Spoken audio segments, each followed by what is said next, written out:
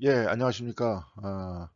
오늘 사사기 1장하고 2장 한번 살펴보도록 하겠습니다. 뒷면에 있는 사진은 이스라엘입니다. 이스라엘이에요. 그래서 여러분들이 이렇게 쭉 보시면은 그 이제 지역이 세 군데 지역으로 이렇게 구분됐다 그래요. 예루살렘이라는 이스라엘 중에서도 예루살렘인데, 예루살렘이라는 곳은 어, 기독교하고 유대교하고 이제 이슬람 이 세 종파의 어떤 나름대로의 그 성지라고 스스로 이야기하는 것이죠. 그렇죠? 예루살렘은 좀 기독교에서는 좀 성지라고 하기는 좀 그렇죠. 예, 왜냐하면 사실은 예루살렘 이야기를 많이 하지만, 근데 이제 물론 이제 예수께서 십자가에 달리신 곳이 예루살렘이기 때문에 그렇게 얘기할 수는 있죠. 예. 그런데 여하튼 새 종파가 나름대로 종파라 그래야 되나요? 새 종교라 그래야 되겠죠. 예. 나름대로 이제 자기네들의 어떤 성지라고 그러는 곳인데, 여기도 보니까 여기 이렇게 쭉 보면은 이스라엘 깃발이 있죠. 그렇죠. 이쪽은 이제 유대교 관할 지역입니다. 이쪽은 이제 기독교 관할 지역이겠죠. 여기까지 이렇게 기독교 관할 지역이겠고, 이쪽이 이제 이슬람 지역일 겁니다.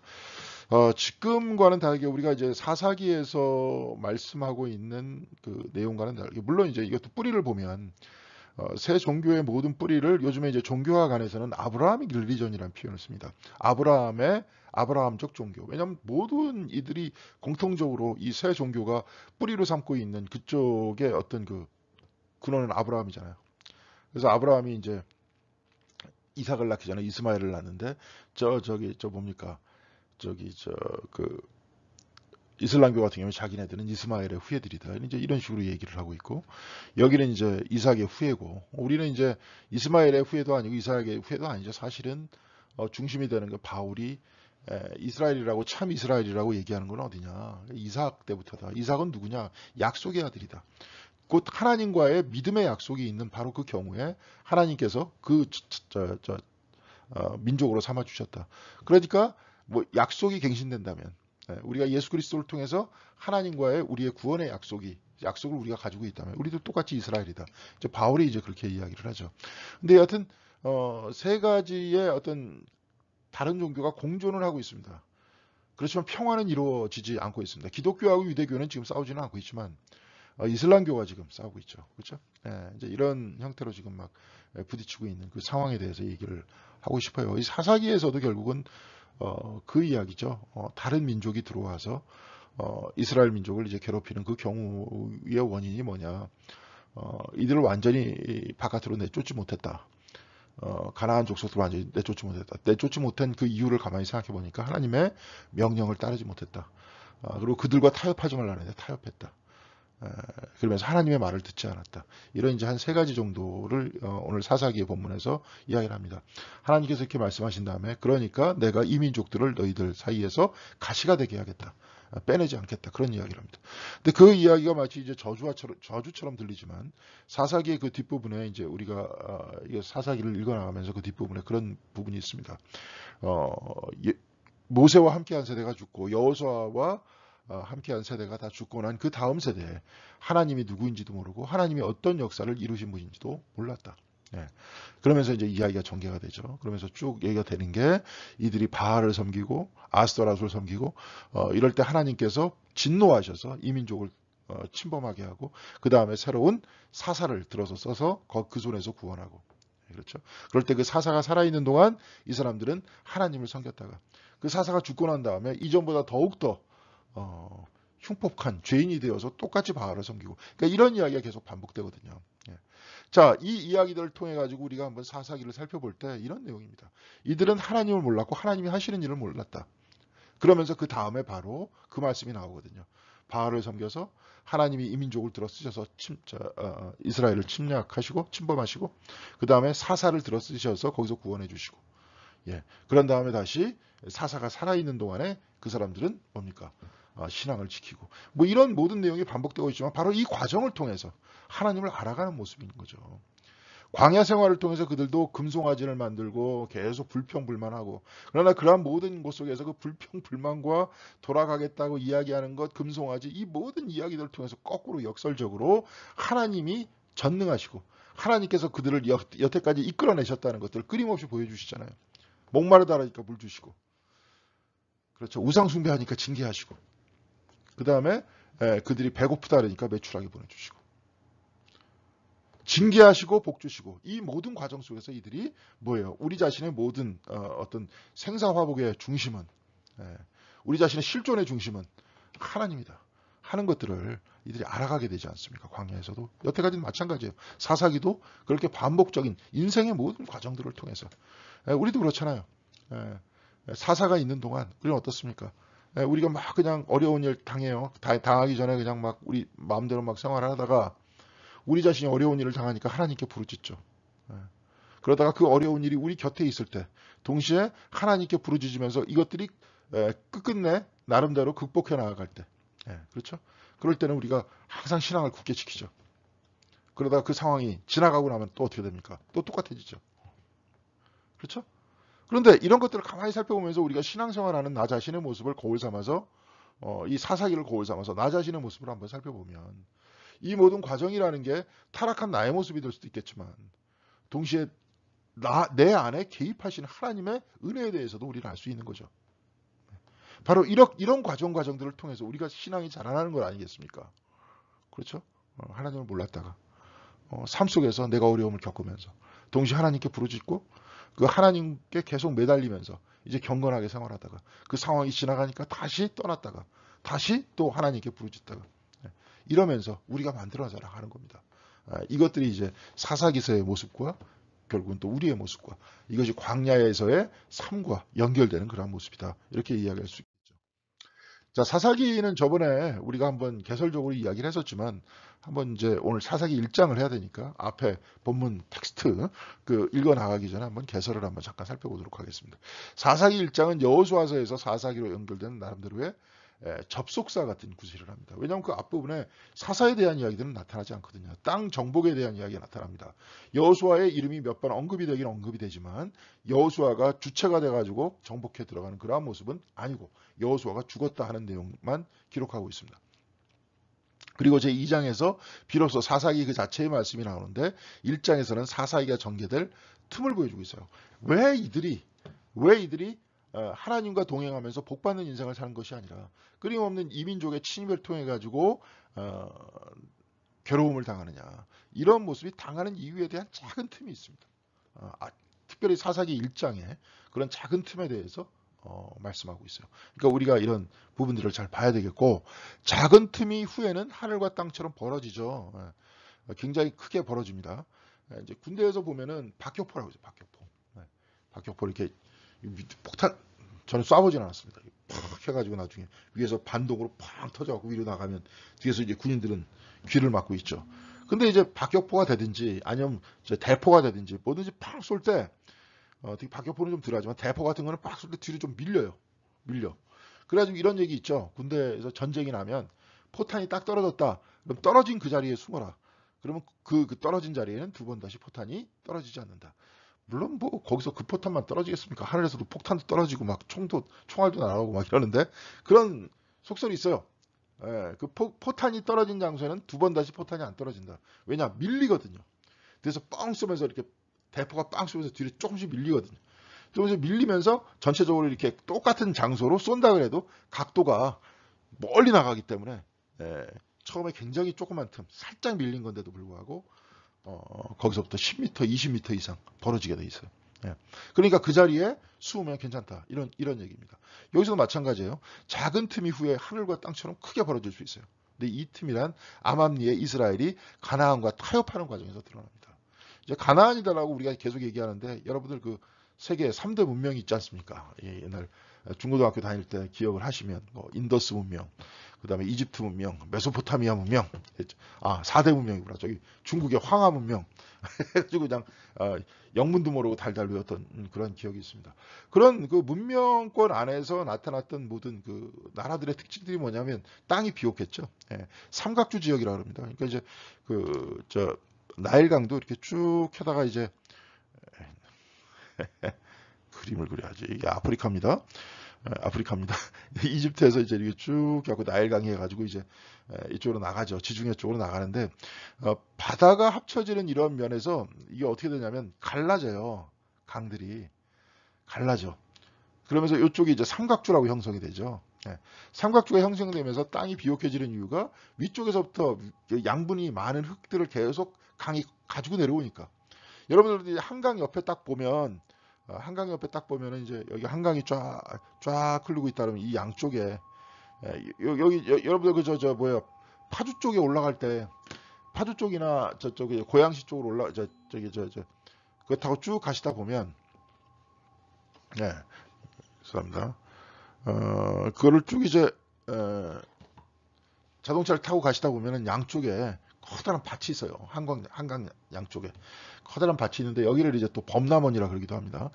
범람을 하니까 강이 이제 이렇게 특별히 장마 때나 할 때 범람을 하니까 이렇게 범람을 하면서 위쪽에 있는 토사 중에서 좋은 것들 다 덮습니다. 덮어가지고 이쪽 양쪽을 덮기도 하고 저쪽에 이제 늪지가 생기기도 하고 그쪽 쪽이 굉장히 비옥해지는 거죠. 흙들이 왜냐하면 흙이라는 게 우리 교회에서도 지금 화분 위에다 갖다 놓고 있지만 밑에 이렇게 갖다 놓고 있지만 화분이라는 게 흙이 이제 고정돼 있잖아요. 그러니까 거기다 이제 계속 양분도 주고 그래야 되는 거예요.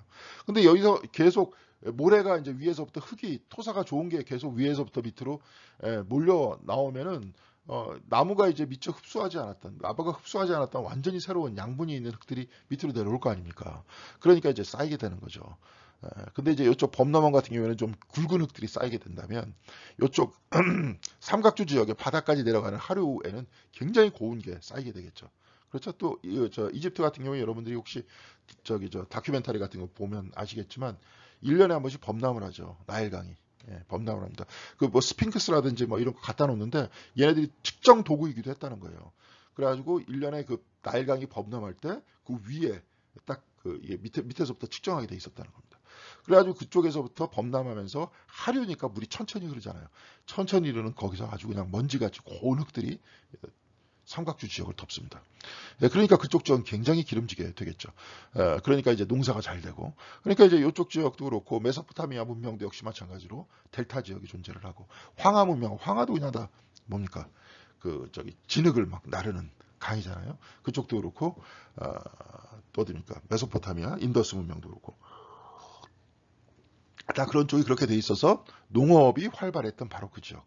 동시에 그쪽 지역이 바닷가니까 어업이 활발했던 지역. 그래서 먹거리가 충분해서 사람들이 이제 문화를 영위하고 생활할 수 있고 예술 작품을 만들고 거기서 몰려 살게 된 지역.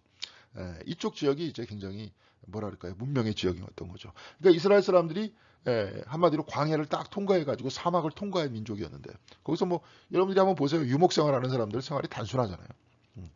언제 한번 우리 교회에서도 이제 코로나가 좀 끝나고 좀 그러면 몽골 같은 데도 좀 선교 여행을 좀 가고 그랬으면 좋겠습니다. 갈 수 있겠는지 없겠는지 모르겠지만 근데 거기서 이제 쭉 보면은 그 몽골 사람들이 사는 게르라고 있어요. 텐트죠.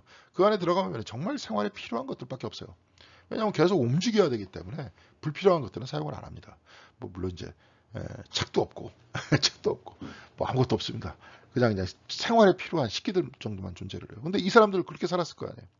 그렇게 살아가지고 딱 오다 보니까 메소포타미아 문명 안에서 발달된 문명권 안에서 살던 사람들과 만났던 거죠. 그래서 하나님께서 그들의 풍습과 문화와 타협하지 말아라 했는데 타협해서 하나님을 저버리는 일과 하나님의 심판과 회복이 사사기의 이제 주요 내용입니다. 그들의 이제 그걸 자꾸 받아들이다 보니까 결국 하나님과 멀어지는 거죠. 그래서 우상 숭배를 하는 거죠. 그렇죠? 그러면서 하나님의 심판이 있고 동시에 회복하는 것이 주요 내용인데 이를 통해서 역설적으로 하나님을 알아가는 과정이라고 했잖아요. 아까도 말씀드렸지만 하나님을 몰랐던 세대, 하나님을 전혀 몰랐던 세대한테 결국은 그런 뭡니까? 하나님의 심판과 하나님의 개입과 동시에 회복을 통해서 하나님께서 하시는 일과 하나님의 현존을 사람들이 체험하게 되면서 동시에 그 안에서 하나님과 만나게 됐다. 근데 이것들을 사사기에서 나타났던 그들과의 이야기로 듣지 말고 바로 나 자신의 이야기로 듣자. 내가 과연 어느 때 하나님께 가장 매달렸으면서 울부짖었던가. 그럼 내가 정말 예를 들어서 뭐 누굽니까? 야곱이 광야를 딱 지나가면서 돌단을 싸우면서 하나님께 그냥 하잖아요. 그냥 형이 언제 자기를 죽일지도 모르는 그 죽음의 위협 속에서 아무도 없는 그런 광야에서 정말 들짐승들도 있고 막 그럴 거 아니에요. 이방 민족들도 있어하고 자기의 목숨을 위협할 수도 있고. 근데 이런 곳에서 야곱도 간절하게 기도하죠. 그래서 거기가 이제 베델이다. 하늘로 향하는 문이다. 그렇게 이야기하면서 11조를 자기가 바치겠고 뭐 어쩌고 얘기하죠. 근데 나중에 알고 보니까 안 바치잖아요. 자기 생활이 살만하니까. 네. 그것도 이제 마찬가지예요. 야곱도 마찬가지이고 우리 자신도 마찬가지이고 여기서 사사기 때 이 사람들도 마찬가지라는 겁니다. 자, 그래서 우리도 세상과 타협하는 혹은 내 습관과 내 관습과 타협하는 작은 틈이 어떻게 하나님과 나를 멀어지게 하고 여기서부터 이제 작은 틈이 벌어져요. 좀 이따 이제 이 다음 페이지에서 보겠습니다. 하나님께서는 오히려 이 멀어짐을 통해서 어떻게 우리에게 가까이 오시고 네. 오히려 우리는 이제 부르짖으니까요. 우리를 하나님의 백성으로 다시 삼아주는지 사사기를 통해서 누구를 바라봐야 됩니까? 나 자신을 바라봐야겠죠. 뭐 이방 민족을 뭐 다 쫓아내라, 그냥 살려두지 말고 그냥 다 죽여라. 뭐 이런 식으로 얘기하다 보면은 뭐 정복 전쟁. 고대에서 진짜 그랬었거든요. 고대 뭐 기독교 국가가 다른 이방 민족을 칠 때 이런 구조를 들고 가면서 그냥 남기지 말고 다 죽여라. 근데 이제 그게 아니라 내 마음 속에서 세상과 타협하는 나의 마음이겠죠. 그렇죠. 그렇게 읽어야죠. 나의 마음으로. 그렇습니다. 그 다음 페이지 보겠습니다. 사사기 1장 보겠습니다. 사사기 1장 여호수아가 죽은 후에 이스라엘 자손이 여호와께 여쭈어 이르되 우리 가운데 누가 먼저 올라가서 가나안 족속과 싸우리이까. 여호수아가 죽은 다음에 예전에 여호수아를 통해서 하나님과 만났었는데 여호수아 이전에는 모세를 통해서 하나님과 만났었는데 여호수아가 죽은 후 이제 하나님과 직접 소통을 합니다. 그러면서 여쭈어요. 직접 우리 가운데 누가 먼저 올라가서 가나안 족속과 싸우리이까. 여호와께서 이르시되 유다가 올라갈지니라. 보라 내가 이 땅을 그의 손에 넘겨주었노라 하시니라. 유다가 먼저 가라. 네, 그렇게 얘기했어요. 그러면서 하나님께서 뭐라고 말씀합니까? 내가 이 땅을 그의 손에 넘겨주었다. 내가 너의 손에다가 붙였다. 뭐 이런 표현들을 쓰죠. 붙였다, 넘겨줬다. 이 뜻은 뭐냐면은 이미 전쟁은 전후는 다 끝났다. 네, 이미 다 끝났다. 너희들이 승리한다. 그런 이야기인데 붙이는 건 누가 붙이십니까? 하나님이 붙이는 거잖아요. 손에 넘겨주시는 분은 누구세요? 하나님이 하신다는 거예요. 그리고 우리가 일상을 살아나갈 때 뭐예요? 우리가 앞으로 하나님을 향한 믿음을 가지고 살아나갈 때 내가 이 일을 너의 손에 붙였다. 하나님께서 앞서 나가신다는 거죠. 하나님의 일을 해나갈 때는 하나님이 앞서 나가신다는 거예요. 내가 하는 게 아니라. 그러면서 붙인다는 거예요. 너의 손에 넘겨줬다는 거예요. 그래서 넘겨주는 허락이 있어야 또 싸울 수 있는 거죠. 다 그렇게 말씀하셨어요. 하나님께서. 그러니까 유다가 그의 형제 시므온에게 이르되 내가 제비를 뽑아 얻은 땅에 나와 함께 올라가서 가나안 족속과 싸우자. 그리하면 나도 내가 제비를 뽑아 얻은 땅에 함께 가리라 하시니 이에 시므온이 그와 함께 하니라. 이렇게 하라 그랬습니까? 잘 보세요. 여호와께서 여호수아가 죽은 후 이스라엘 자손이 여호수아께 이르되 우리 가운데 누가 먼저 올라갈까? 그러니까 누가 먼저 올라가라 그랬어요? 유다가 올라가라. 유다가 올라가다. 내가 그 땅을 너희 손에 붙였다. 너희 손에 넘겨줬다. 그러니까 갑자기 내려와가지고 유다가 누구하고 타협해요? 시므온에게 이르러. 그러면서 같이 가자. 우리 땅에 있는 이방 민족들을 내줬을 때 시므온 너도 같이 가자. 시므온 지파한테. 그럼 너희 지파 안에 있는 이방 민족을 몰아낼 때도 내가 같이 해줄게. 이렇게 하라 그런 적 없습니다. 유다가 올라갈지니라 그랬죠. 유다와 시므온이 올라갈지니라 얘기 안 했습니다. 그래서 그래요. 2절에 유다가 올라갈지니라 내가 이 땅을 그의 손에 넘겨주었노라 하신다. 넘겨주었다는 것은 승리의 공식을 말하는데 하나님이 앞서가신다는 것이다. 그러나 3절을 보라. 이들은 시므온과 함께 간다. 그렇죠. 시므온과 함께 가죠. 보면 하나님과 백성 사이에 지도자가 없을 때 혼선을 빚는 과정을 보여주고 있는 것이죠. 예를 들어 보면요. 성막을 만들 때 하나님께서 모세에게 말씀하세요. 출애굽기 26장 1절에 너는 성막을 만들 때 가늘게 꼰 배실과 청색 자색 홍색실로 그룹을 정교하게 수놓은 10폭의 휘장을 만들지니. 그룹이라면 천사죠. 천사를 매 폭의 길이는 28규빗 너비는 4규빗으로 각 폭의 장단을 같이 하고 그 휘장 5폭을 서로 연결하여 다른 5폭도 서로 연결하고. 이와 같은 말은 출애굽기 36장 1절 출애굽기 여기에 이제 출장 빠집니다. 부살레가 오홀리압과 및 마음이 지혜로운 사람 곧 여호와께서 지혜와 총명을 부으사 성소에 쓸 모든 일을 할 줄 알게 하는 자들을 모두 여호와께서 명령대로 할 것이니라 얘기해서 부살레가 오홀리압을 중심으로 성막을 만듭니다. 하나님께서 이렇게 만들려고 모세한테 말씀하셨어요. 그러니까 그렇게 들어서 신실한 자들 2명을 뽑아서 그들을 중심으로 성막을 만드는데 이들이 또 어떻게 하느냐. 똑같아요. 36장 출애굽기 36장 14절 16절에는 그 성막을 덮는 막 곧 휘장을 염소털로 만들어 11폭을 만들었으니 각 폭의 길이는 30규빗 너비는 4규빗으로 11폭의 장단을 같이 하고 쭉 이게 6폭 서로 연결하고 또 위에 있는 말 그대로 연결시키고 있습니다. 하라는 대로 그대로 하는 거예요. 모세한테 하나님께서 이렇게 말씀하시니까 모세가 듣고 그렇게 하라고 또 같이 얘기하니까 이 사람들이 장막을 그렇게 만든 거예요. 하나님께서 모세에게 하신 말씀과 동일하다. 그러나 유다 지파는 하나님의 말씀을 자의적으로 해석했다. 왜냐하면 지도자가 없었기 때문에. 그러니까 여기서 또 몇 번 지도자가 없었다 그런 얘기하죠. 그럼에도 불구하고 또 역시 직접 이들이 소통하기도 하죠. 그런데 지도자는 필요한 거예요. 이런 면에서 보면 지도자가 필요한 겁니다. 중구난방으로 자기 멋대로 해석하니까. 유다에게 이렇게 하라 그랬죠. 그렇게 하면 되는 겁니다. 네가 올라가서 해라. 그러면 되는 거예요. 그 다음에 또 신앙적 태도는 그럼 어떻게 되는 거겠습니까? 그 당시에. 그 다음에 어떻게 할까? 그 다음에 또 물어보면 되는 거죠. 그럼 또 어떻게 하라면 어떻게 하면 되는 겁니다. 네. 근데 여기서는 그렇게 안 했다는 거죠. 그러면서 자의적으로 해석하기 시작했다는 거예요. 네.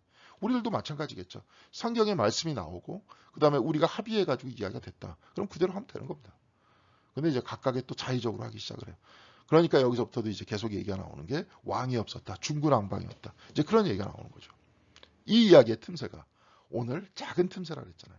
유다 보러 올라가라 그랬는데 시므온 보러 같이 가자. 그러면서 그 틈새에서부터 벌어지기 시작하는 겁니다. 그래서 유다가 올라가면 여호와께서 가나안 족속과 브리스 족속을 그들의 손에 넘겨주시니 여기 또 넘겨주신다고 나와 있죠. 하나님께서 넘겨주셔야 이기는 거죠.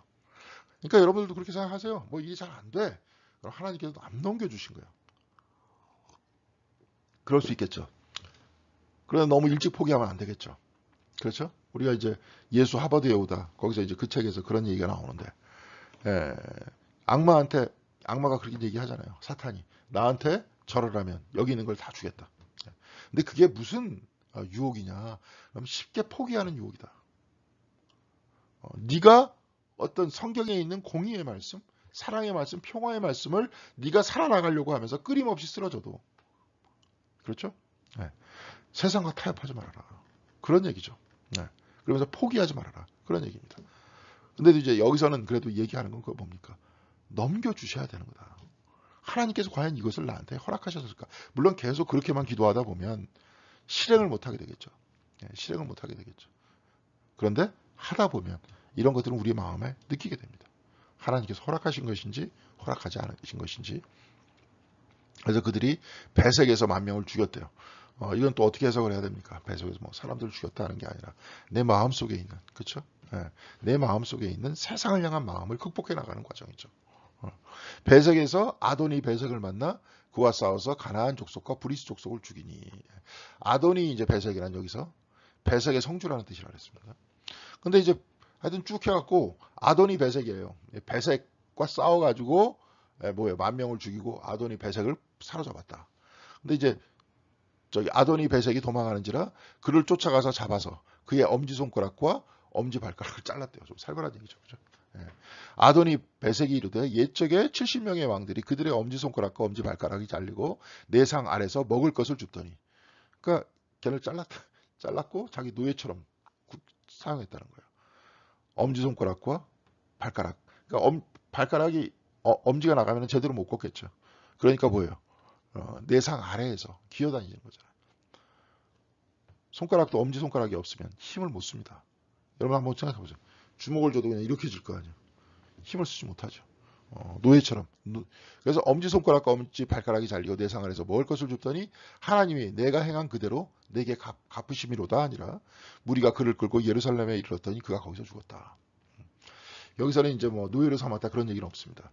그런데 여기서 엄지손가락과 엄지발가락이 잘렸어요. 그런데 이 풍습이 누구 풍습입니까? 아도니 배색이 자기가 먼저 70명의 왕들의 엄지발가락과 엄지손가락을 잘랐다 그랬잖아요. 그런데 이제 이스라엘 백성들이 자기를 잡아가지고 유다 족속이 잡아가지고 엄지발가락과 엄지손가락을 잘라요. 이거 뭐예요? 곧 이들이 하나님을 떠나서 자의적으로 심오함과 함께 한다고 했고 이제 아도니 배색이 해왔던 가나안의 풍속을 그대로 따르고 있습니다. 점점 가나안화돼 가고 있어요. 메소포타미아의 문명이 부러워서 마치 이집트가 부러웠듯이 그렇죠. 이제 이집트에 우리가 거기서 그냥 고깃국을 뭐 이제 껴안고 고기를 먹었다 막 이렇듯이 이렇게 얘기하듯이 이제는 메소포타미아의 문명의 위대함에 빠져들기 시작하죠. 바빌론 시대에 그 이스라엘 백성들이 바빌론한테 붙들려 갔었을 때 거기도 거대한 건물이 있잖아요. 우리가 알고 있는 바벨탑이라는 거. 이게 창세기에 쓰여진 바벨 탑이라는 게요. 그게 이제 그거였습니다. 바벨론이잖아요. 바벨론이 탑이에요. 그게 이제 혼돈이다라고 표현을 했는데 바벨이라는 것들이 곧 혼돈이라는 거죠. 이스라엘 사람들이 그렇게 본 거죠. 거기서 자기 자신의 마음이 흔들리는 거죠. 예. 바벨론에 끌려간 다음에 그 성경을 기록했기 때문에 바벨탑이라는 겁니다. 그러면서 그 바벨론에 있었던 그 큰 탑은 뭐냐면 지구라트라는 어마어마한 탑이 있었어요. 탑이 그냥 우리나라 지구로 이렇게 무슨 절에 가변에 있는 그 탑이 아니라 엄청난 거대한 건물과 같은 지구라트라는 큰 탑이 있습니다. 마치 그 뭡니까 저 이집트에는 피라미드가 있었듯이 바빌론에는 지구라트가 있었던 거예요. 그런 것들을 다 누가 만들었을 거예요? 노예들한테 시켰을 거 아니에요. 그런 그 위대한 탑을 보면서 그 바빌론의 화려한 문명을 보면서 이스라엘 사람들이 그 문명에 동조하기 시작하고 움직여가기 시작하고 마치 여기 있는 사사기에서 기록된 여기 있는 백성들이 가나안의 풍습에 젖어들듯이 그럴 때 이제 사사들이 나와서 이들을 구원해 주셨다고 이야기했듯이 이스라엘에서는 어떻게 돼요?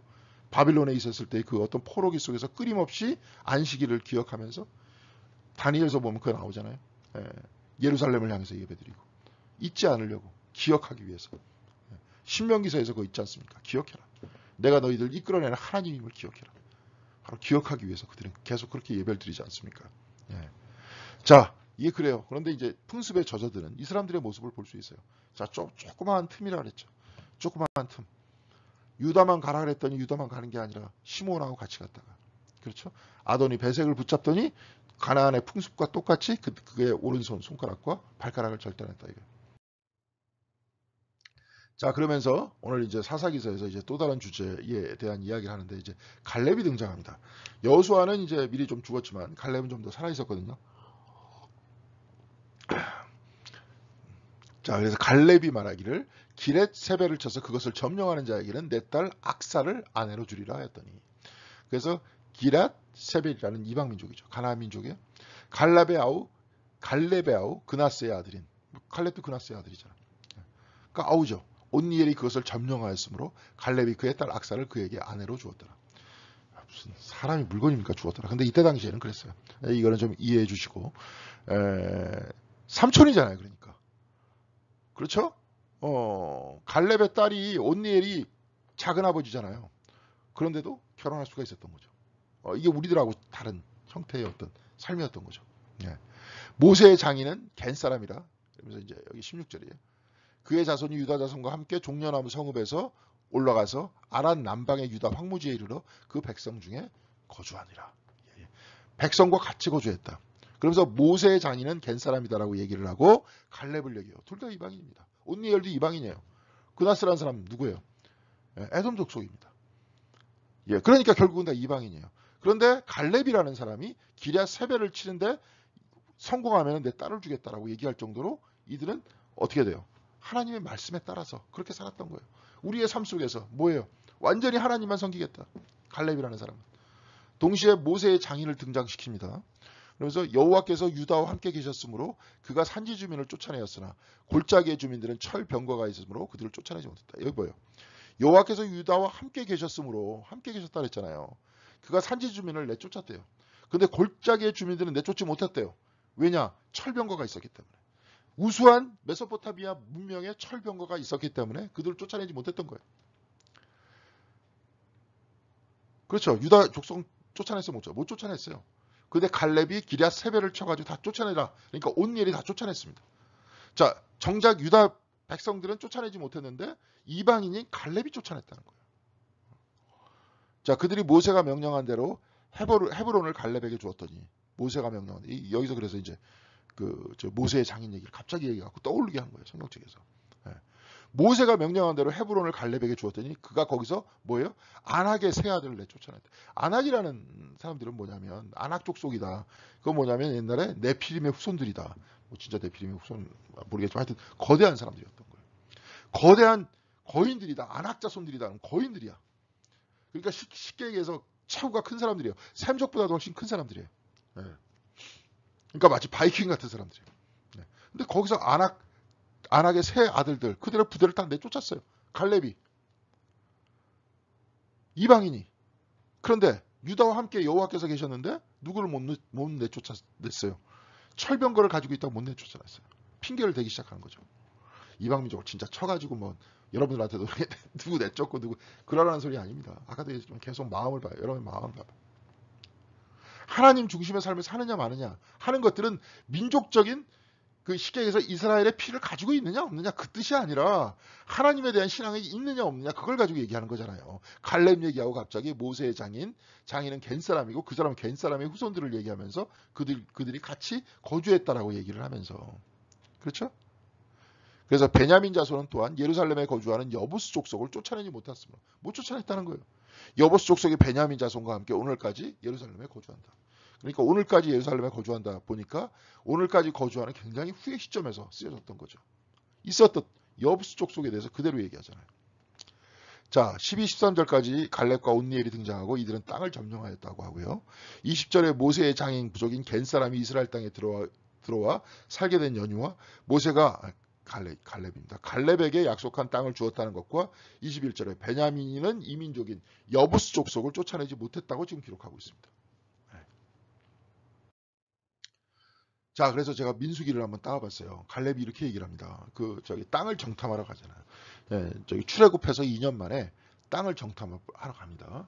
예, 땅을 정탐하러 가는데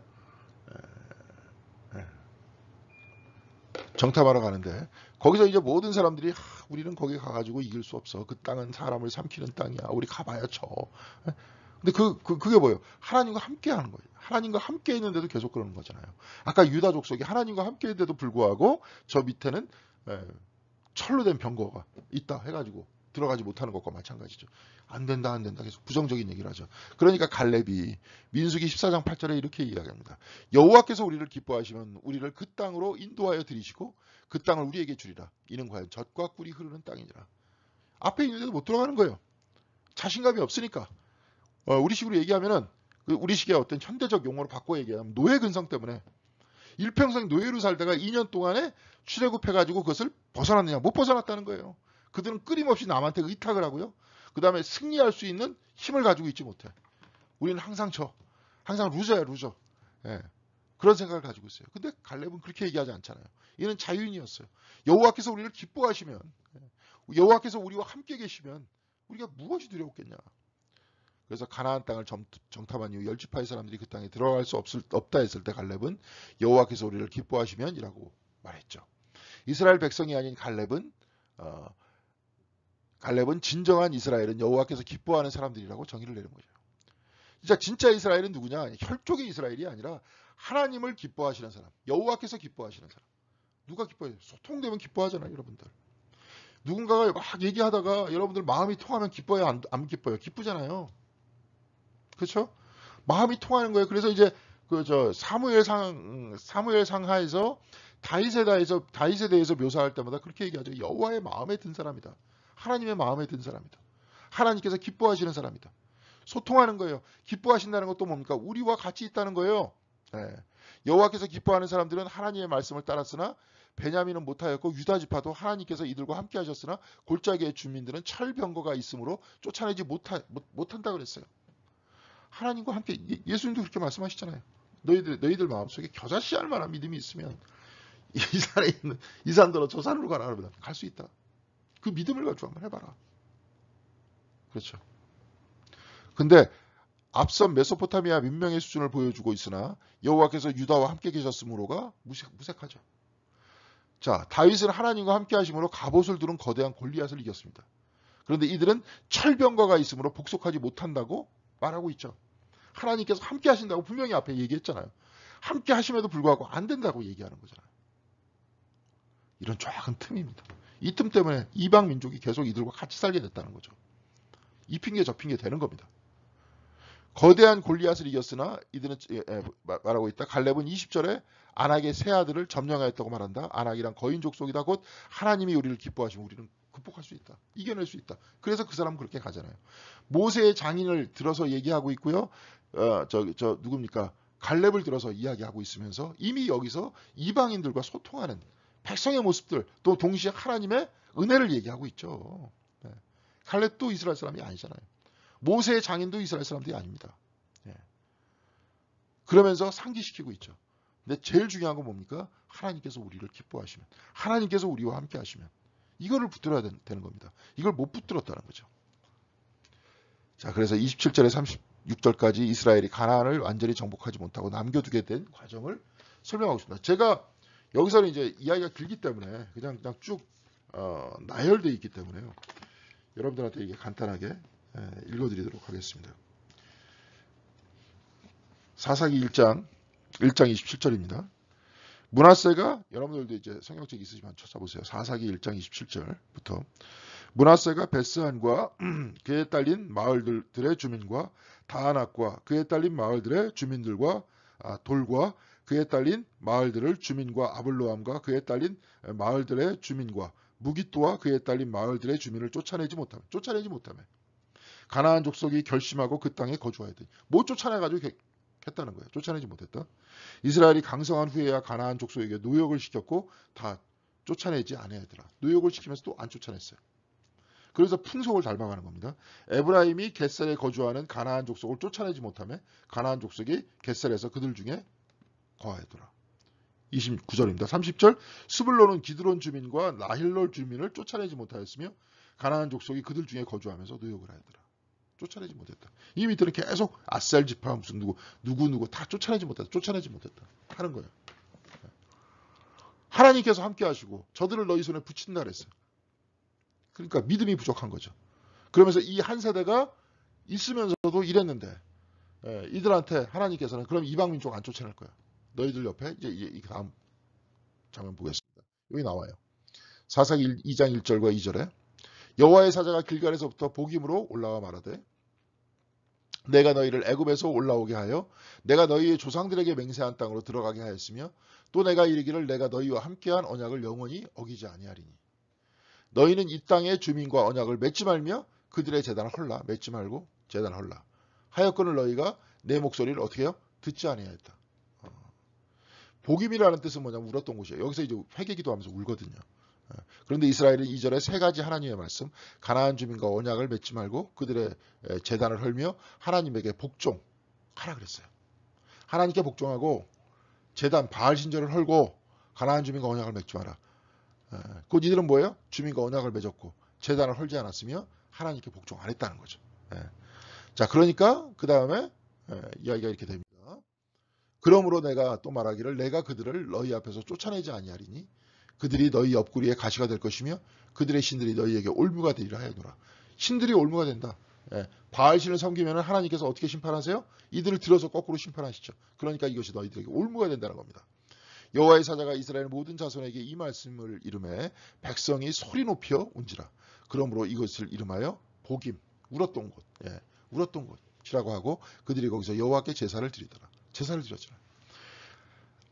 하나님께서 그러시니까 제사고 뭐고 이제 이미 우리 이렇게 얘기하는 게 아니라 제사를 드리잖아요. 예배를 드렸다는 거예요. 네. 내가 그들을 쫓아내지 아니하리니 그들이 너희 옆구리에 가시가 될 것이다. 4절에 백성들이 소리 높여 운지라 여호와께 제사를 드렸더라. 이 모든 과정은 뭐예요? 회개에 초점을 맞추고 있는 것입니다. 왜냐하면 여호와의 종 눈의 아들 여호수아가 110세에 죽어요. 그 다음에 10절에 이렇게 보면 좀 뛰어넘어서 그 세대 사람도 다 그 조상들에게 돌아갔고 그 후에 일어난 다른 세대는 여호와를 알지 못하며 여호와께서 이스라엘을 위하여 행하신 일도 알지 못하더라. 못했기 때문에. 그럼 어떻게 해야 되는 거예요? 그냥 민족을 버리는 겁니까? 아니에요. 민족과 함께 하세요. 그런데 함께 하시는데 어떻게 함께 하시냐? 내버려 두지 않으세요. 여러분들이 이렇게 보면 로마서 1장에 나와요. 1장에. 제가 한번 이거 찾아보겠습니다. 여러분 로마서 1장 제가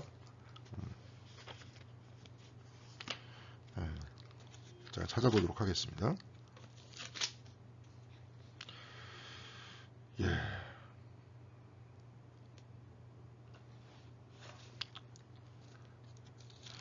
로마서 1장 18절에서부터 이렇게 나와 있거든요. 나와 있는데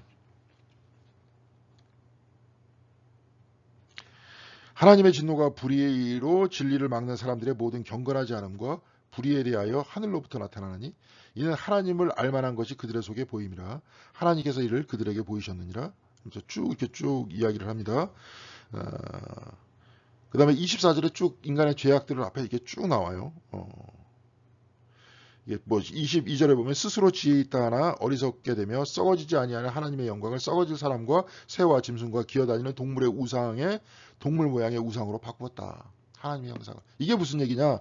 여러분들이 영원성들을 추구하고 영생을 막 추구하고 막 이러는데 추구하는데 이것을 하나님께 내 자신의 모든 것들을 맡기고 영생을 추구하고 동시에 행복을 추구하고 기쁨을 추구해야 되는데 어디에다가 추구하느냐? 세상의 물질이라든지 세상의 권력이라든지 거기에 추구를 한다는 거예요. 그러면서 거기다 아로 새긴다 그러잖아요.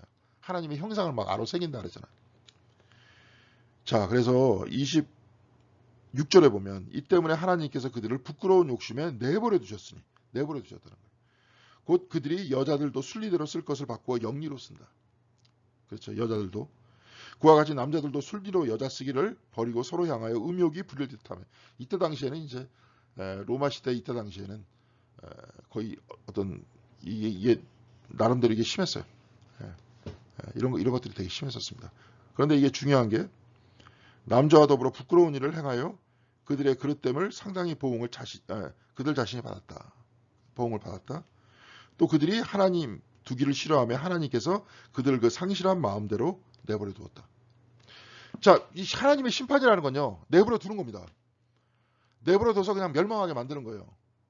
그런데 여기서 하나님께서 이스라엘 백성의 회개 속에서 같이 동참하게 했다. 이 이야기는 뭡니까? 동참하게 했다는 건 뭡니까? 이들이 타락을 했다? 그러면 불부짖게 하시고 울부짖으면 하나님께서 사사를 내려보내시고 하나님께서 이들과 함께 했다는 거예요. 이러면서 이거 뭐예요? 여호와를 알지 못하며 여호와께서 이스라엘 위에 행하신 일도 알지 못한 이 세대가 하나님을 알아가게 만든다는 겁니다.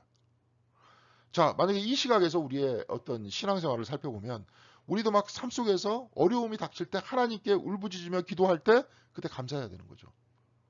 하나님께서 지금 뭐 하시는 겁니까? 찾으시는 거 아니에요. 여기서도 마찬가지로. 네? 이들이 막 울부짖을 때 하나님께서 찾으신 거 아니에요. 그러면서 세대가 거쳐가면서 물론 이들이 그 다음에 사사가 살아있을 동안에 신앙생활을 열심히 하다가 사사가 죽으니까 또 떠나가지고 난리를 치는데 근데 나중에 다시 하나님께로 돌아오지 않습니까? 이런 이야기들이 반복되고 있다는 거예요. 그래서 그 세대의 사람들 곧 여호수아가 죽고 그를 따른 사람들 이후의 세대도 죽고 여호와를 알지 못하고 그 일에 알지 못하는 세대에 하나님께서 함께 하시는 방식과 이들을 훈련시키는 방식이 곧 사사기의 내용입니다. 그러니까 사사기의 내용은 타락한 인간의 모습이다 이렇게 보지 말고 이것이 곧 우리 자신의 삶을 통해 가지고 좀 지켜보면서 사사기의 모습은 어떤 모습이 되어야 되는 거예요? 곧 우리를 훈련시키는 모습이다. 하나님을 더욱더 알게 하는 모습이다. 그러니까 우리가 일상을 살아나가면서 어떤 모습입니까? 어려운 일 당할 때 하나님께 울부짖을 때 그것을 거꾸로 역설적으로 뭡니까? 하나님께서 우리를 찾으시는 과정이라는 거예요.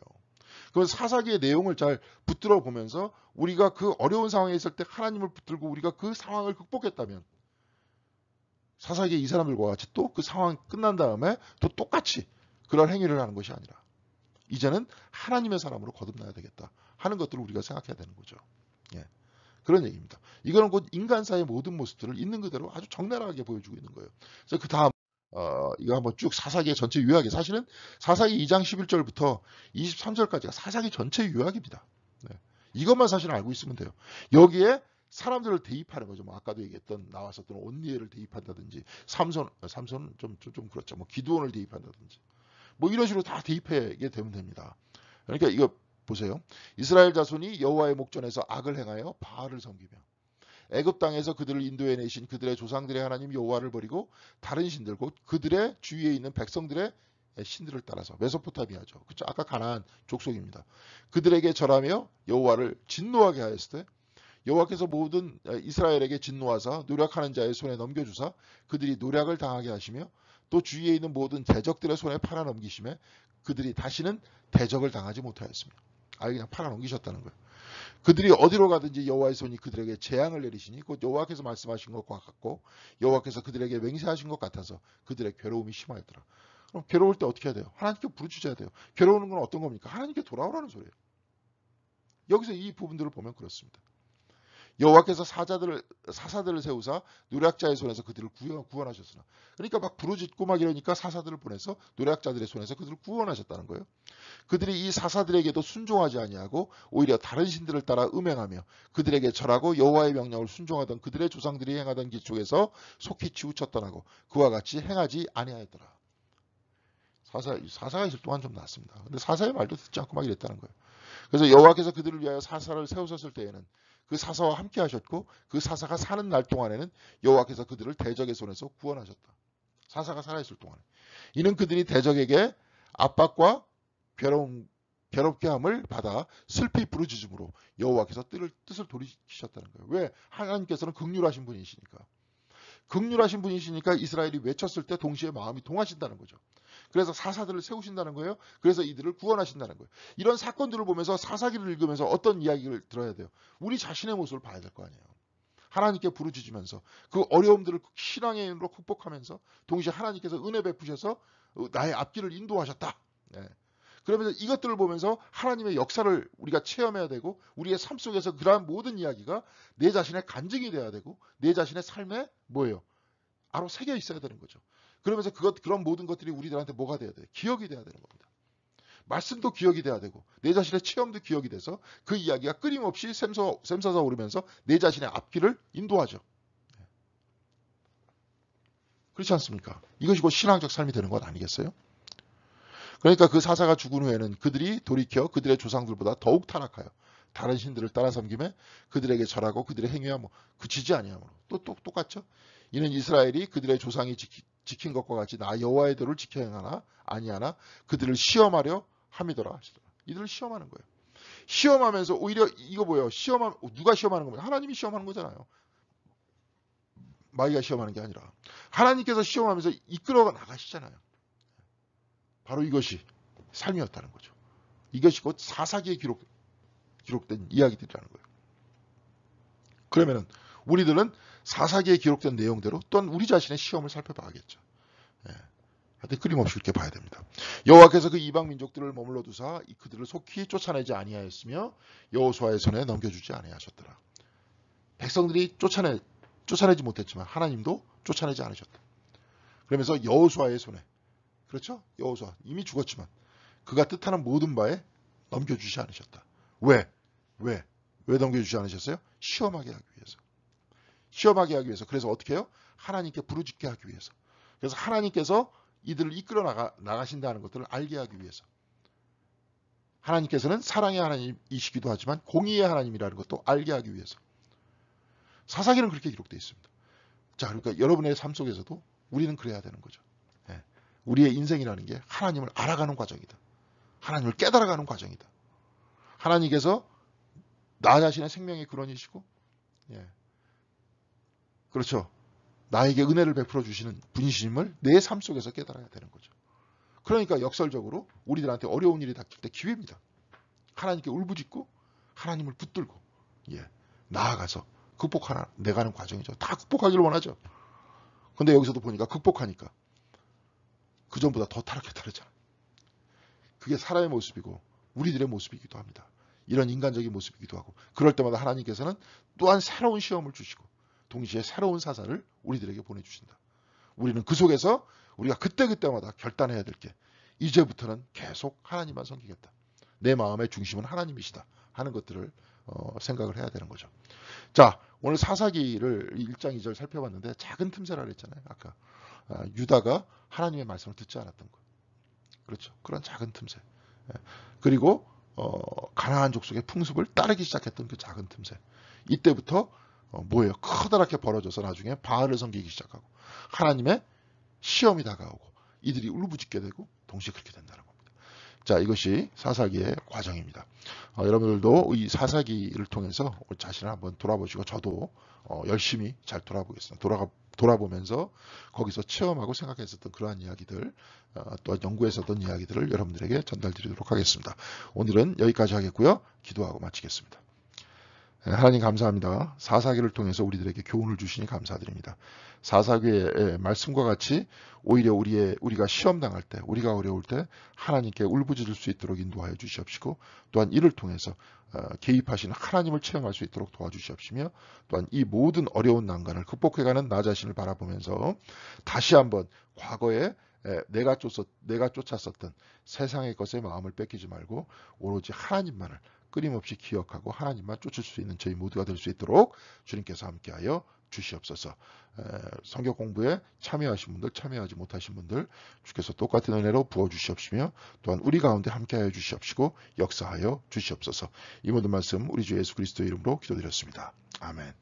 여러분들 수고하셨습니다. 감사합니다.